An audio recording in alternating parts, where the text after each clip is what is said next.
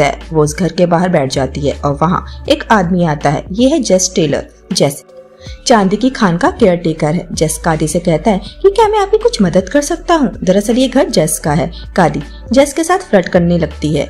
जेस उसे जाने को कहता है और इस तरह उन दोनों के बीच बातचीत शुरू हो जाती है। जेस बताता है कि उसकी बीवी का नाम बेले मॉर्गन है, जो 10 साल पहले उसे छोड़कर चली गई थी और अपनी बेटियों जेनी और कादी को भी अपने साथ ले गई। दरअसल जेस की पत्नी एक आदमी जिसका नाम मौके ब्लू था उसके साथ भाग गई थी। कादी अपना नाम बताती है और अंदर चली जाती है। कादी जेस की बेटी है। जेस कादी से पूछता है कि तुम्हारी पढ़ाई कैसी चल रही है। कादी बताती है कि उसकी माँ दरअसल प्रोस्टिट्यूट का धंधा करती है और मैं भी प्रेग्नेंट हो गई थी और मेरा 1 महीने का बच्चा है। सब लोग मुझे चिढ़ाने लगे थे, इसलिए मैं भागकर यहाँ आ गई।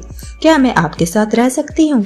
जेस पहले तो मना कर देता है, लेकिन कादी के मनाने पर मान जाता है। रात में कादी जब नहा रही होती है तो जेस पर्दे से उसकी परछाई को देखता है। नेक्स्ट सीन में कादी उस चांदी की खान के पास होती है। वहाँ जेस आता है और कहता है कि अब इस खान में चांदी नहीं बची,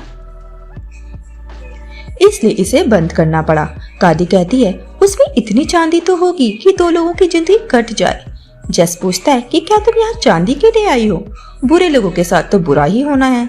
कादी कहती है कि बुरा काम करने की वजह से उसके साथ अच्छा हुआ, उसको एक बेटा मिला और इस सिल्वर माइन के मालिक का बेटा वॉश गिलेस्पी ही उसके बच्चे का बाप है। लेकिन उसने कादी से शादी करने से मना कर दिया क्योंकि वो अपने नाम के पीछे टेलर लगाती है। दरअसल कादी पैसों की लालची है और चांदी चुराने के लिए वापस आई है। जेस पहले उसे चांदी चुराने से मना करता है, लेकिन बाद में कहता है कि वो उसे सिड्यूस करने के बाद उस खान से थोड़ी सी चांदी निकाल सकती है।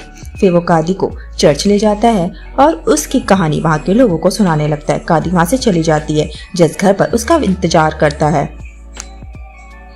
कादी एक कार से उतरती है। जेस पूछता है कि वो कौन था। कादी कहती है कि वो उसके फ्रेंड का भाई था। जेस कादी से कहता है कि कल वो खान में चांदी ढूंढने का काम शुरू करेंगे। अगले दिन वो दोनों खान में चांदी ढूंढने लगते हैं, लेकिन उन्हें कुछ नहीं मिलता। वो दोनों घर आते हैं और कादी थकान की वजह से सो जाती है। जेस उसे उठाता है और कहता है जाओ गर्म पानी से नहा लो, तुम्हें अच्छा लगेगा। कादी उसी के सामने कपड़े उतारकर नहाने लगती है और जेस से कहती है कि उसकी बैक पर मसाज कर दे, उसे काफी दर्द हो रहा है। उसकी मसाज करके जेस को अच्छा लगने लगता है और कादी भी मदहोश होने लगती है। लेकिन जेस कादी से कहता है तुम मेरी बेटी हो। कादी कहती है मैं एक औरत भी हूँ और मेरी भी कुछ इच्छाएं हैं। अगले दिन वो फिर से खान जाते हैं और उन्हें खूब सारी चांदी मिलती है और एक आदमी जिसका नाम एड है वो उन दोनों को चांदी निकालते हुए देख लेता है। जेस और कादी शहर जाते हैं और कादी एक शॉप पर उतरकर कहती है कि मैं अपने लिए कुछ शॉपिंग कर लेती हूँ। जेस जब वापस आता है तो उसे पता चलता है कि वो एक बार शॉप पर चली गई है। जेस वहाँ जाकर देखता है कि कादी वहाँ 2 लड़कों के साथ डांस कर रही है। जेस कादी से घर चलने को कहता है, लेकिन कादी कहती है वो उन लड़कों के साथ जाएगी, उसे भी कभी कभी अच्छी फीलिंग्स चाहिए होती हैं। जेस कहता है मैं तुम्हारे साथ वो सब करूंगा। कादी मान जाती है, लेकिन वो 2 लड़के जेस से लड़ने लगते हैं। कादी जेस के साथ मिलकर उन दोनों को पीट पीट कर वहाँ से भगा देती है। घर पहुंचकर वो दोनों देखते हैं तो वहाँ कैदी की बहन जेनी खड़ी है उसके बेटे को लेकर। कादी अपने बेटे को जेस से मिलवाती है, लेकिन जेस अंदर चला जाता है और बाद में हम उसे उसके नाती के साथ खेलते हुए देखते हैं। जेस उस बच्चे के पेट में एक बर्थमार्क देखता है।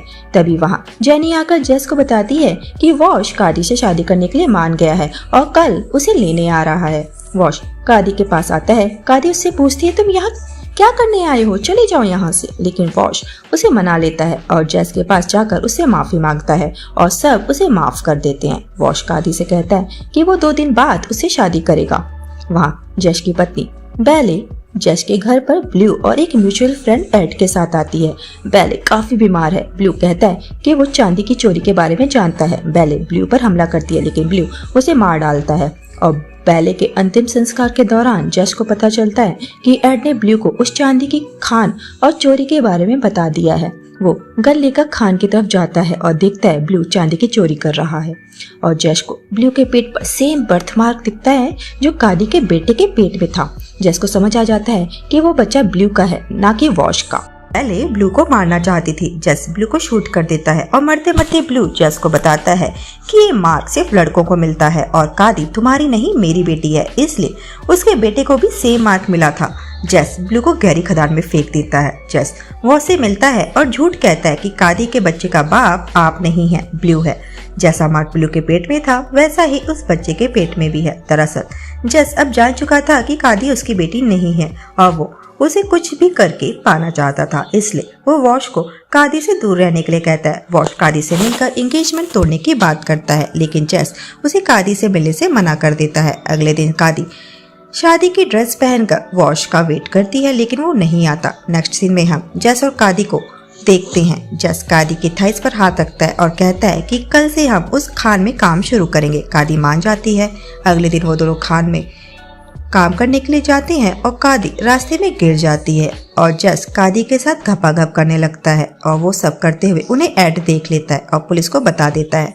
पुलिस जस और कादी को अरेस्ट वारंट लेकर आती है। जस पूछता है वो उसको क्यों अरेस्ट करना चाहते हैं। पुलिस बताती है कि तुमने अपनी ही बेटी के साथ घपाघप किया है, जो कि प्रकृति के नियमों के खिलाफ है। फिर हम उन्हें कोर्ट में देखते हैं, जहां जज उन दोनों को एक दूसरे के साथ घपाघप करने के जुल्म में सजा सुनाते हैं, लेकिन जज कहता है कि उसमें कादी का कोई कसूर नहीं है, मैंने ही उसके साथ जबरदस्ती की थी। लेकिन कादी कहती है कि जज ने उसके साथ कोई जबरदस्ती नहीं की थी। जज उन दोनों को 10 साल जेल में रहने की सजा सुनाता है। जस को बताना पड़ता है कि कादी उसकी नहीं ब्लू की बेटी है और इसका प्रूफ वो बर्थमार्क है जो ब्लू के पेट में था और वैसा ही बर्थमार्क एड के पेट में भी है, क्योंकि एड ब्लू का सौतेला भाई है और ये सब एड ने उस चांदी को पाने के लिए करा। केस डिसमिस हो जाता है। वॉश कोर्ट के बाहर कादी का वेट कर रहा है, क्योंकि उसे पता चल गया था कि जस ने क्या किया है। कादी जस को माफ कर देती है और कहती है मैं आपसे प्यार करती हूँ, लेकिन उस तरह से नहीं जैसा वॉश से करती है। वो वॉश को चुनती है क्योंकि वॉश उसके बेटे को एक बेहतर जिंदगी दे सकता है। लास्ट में हम एड को जस का पीछा करते हुए देखते हैं।